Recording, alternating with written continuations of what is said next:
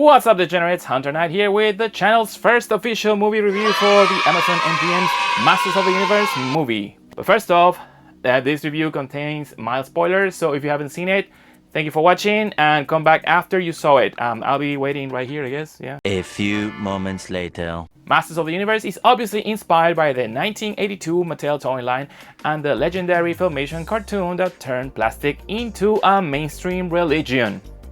Back in the early 80s, He-Man was so massive, his sales actually dethroned Barbie for a year. And then, nothing. Logistics got screwed and the line flatlined. Mattel tried CPR multiple times. The 1987 Dolph Lundgren fever dream, sending He-Man into space with his pants on, the beloved 2002 anime style cartoon, and Kevin Smith's recent Netflix stuff. But nothing could make He-Man the apex predator of the toy aisle again. Then came the whispers, rumors that Mattel was going back to the silver screen. To say it went through development hell is an understatement. The project got bounced around more than a hooker during the Oscars.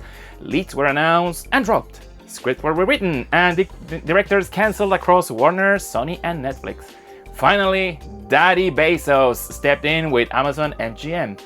They locked in Nicholas Galitzine as He-Man, Camila Mendes as Teela, Idris Elba as Man-at-Arms, and yes, Jared Leto is in it too, but you'll barely notice him. I mean, more on that thing later. As a massive fan of the 2000X cartoon myself, I was firmly in the camp that a successful He-Man movie needed to be dark, gritty, and bloody, like The Lord of the Rings with extra decapitations. Then I actually watched this movie, and did I like it?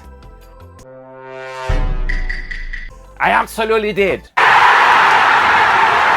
It's like the first time you try candy poppers. You think, what the hell is this garbage? And then you pop one and they go, oh, it's actually fun as hell. Give me more, please.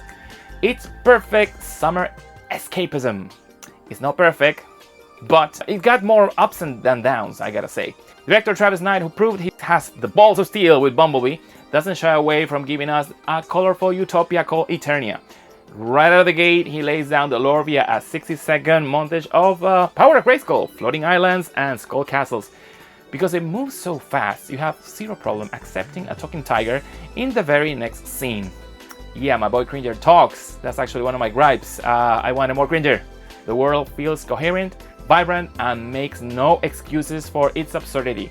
Then there's our lead, Nicholas Galitzine. He plays a phenomenal Prince Adam, portraying him with the raw, broken humanity that you can only project if you have actually worked in the retail or service industry. Yep, my boy worked in the catering agency and saw the worst of humanity there. His Adam is tormented. He lost his sword escaping Eternia and spent the last 15 years searching for it in a planet that thinks he's a lunatic. Earth. Yay. Yay for us. Adam has to survive the mundane, soul-crushing torture of working in the most despicable industry known to mankind. Human resources. I freaking hate human resources.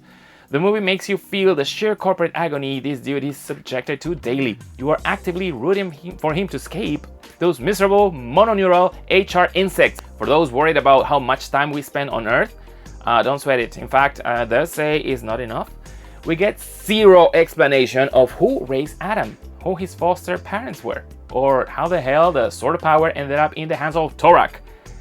Deep cut statue reference that made old school nerds like me instantly geek out.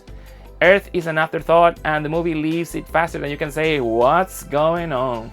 Then we get Teela, played beautifully by Camila Mendes. Thank God her portrayal is strong without being the typical overbearing 2020s boss babe stereotype. Her Teela is grounded and feminine, but hardened by 15 years of fighting as a rebel to save her planet. She's edgy, brave, and charming. She's no Wonder Woman, but she's definitely not Rey Skywalker. Bypass the compressor.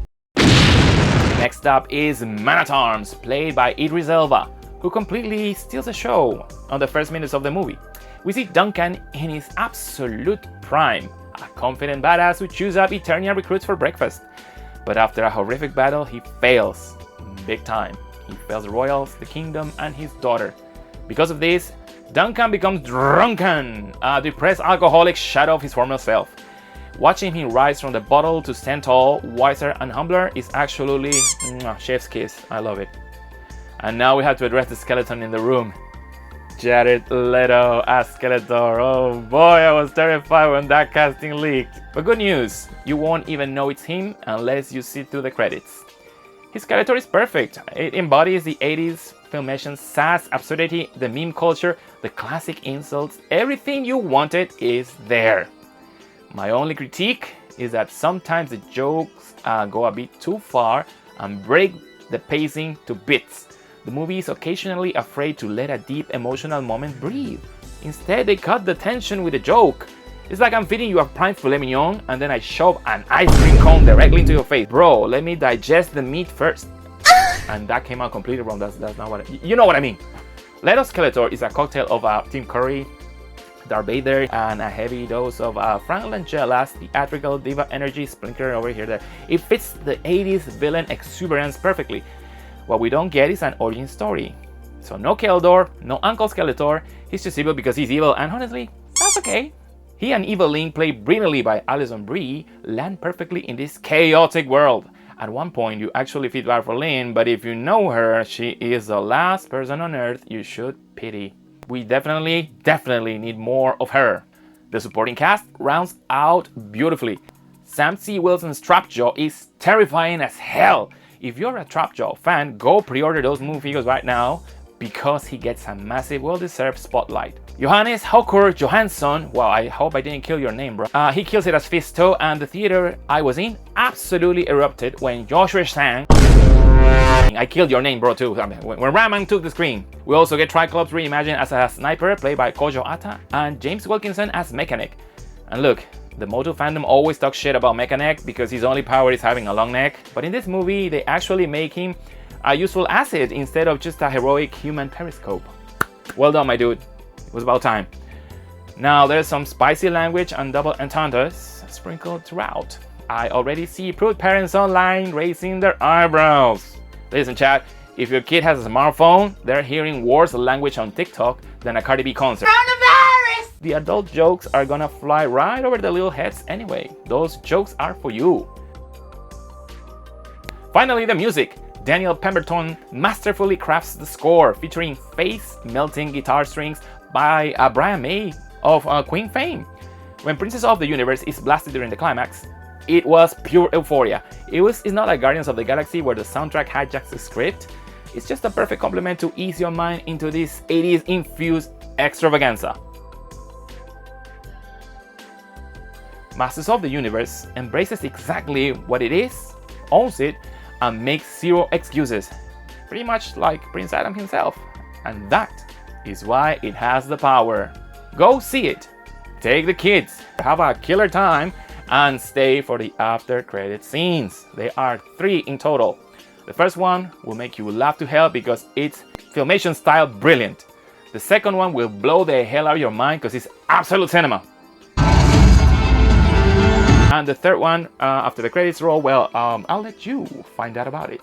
Masters of the Universe is playing nationwide in theaters across the United States and the world, I guess, right? For the Geek Entertainment Network, this is Hunter Knight, signing out.